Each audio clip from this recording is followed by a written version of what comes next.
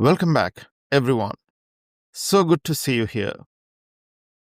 So far, you have learnt about the present perfect and past perfect tenses. If you haven't seen those videos yet, don't worry. I have added the links in the description below. You can check them out after this one. Today, we are stepping into the future, in every sense of the word, with the future perfect tense. We use this tense to talk about actions that will be completed before a specific time in the future. In this lesson, you will find out when and why we use it, how to picture it clearly on a timeline, and how to use it in context through a short practice activity. We'll use the inductive method, which means you'll first look at a few examples and try to figure out the rule yourself. Let's dive in with a simple example that shows how the ideas of future and completion come together. Let's read the paragraph together. By next year, Ria will have completed her master's degree. She had just received a fantastic job offer in London, which she has decided to accept. She will have started working at the new company there, and her family will also have moved closer, making weekend visits easier. She's excited for this new chapter of life and all the changes it will bring. Keep this short story in mind. On the next slide, we will look more closely at what is happening and when these actions are happening. Okay, great. Now, read the prompts below. First, focus on the time reference, the point by which all these future actions will be completed for Ria.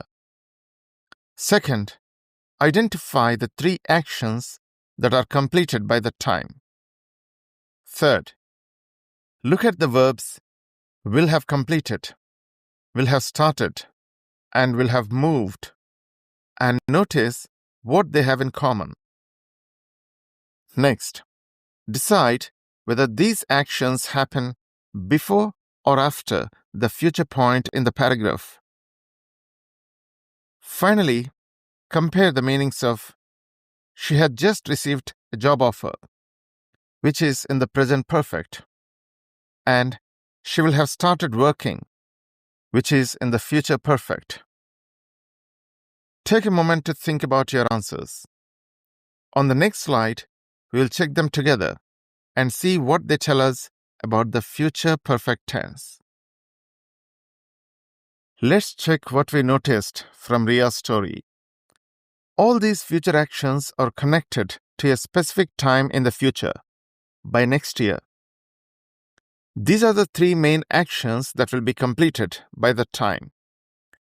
Ria will have completed her degree, she will have started her new job, and her family will have moved closer.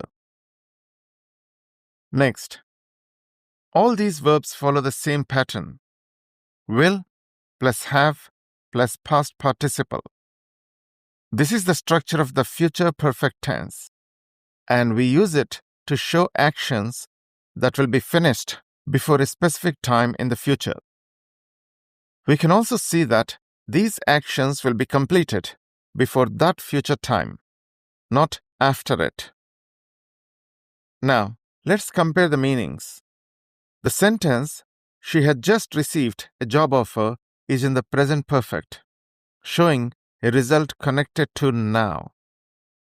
The sentence, she will have started working, is in the future perfect, showing something that will already be completed before a future point in time.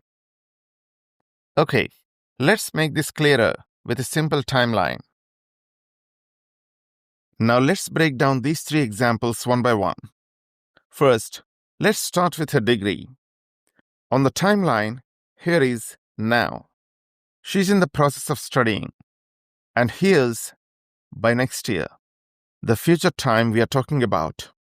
The action of completing her degree finishes before that future time. So when we reach next year and we look back at her studies, what do we see? We see a completed degree. The action is already done.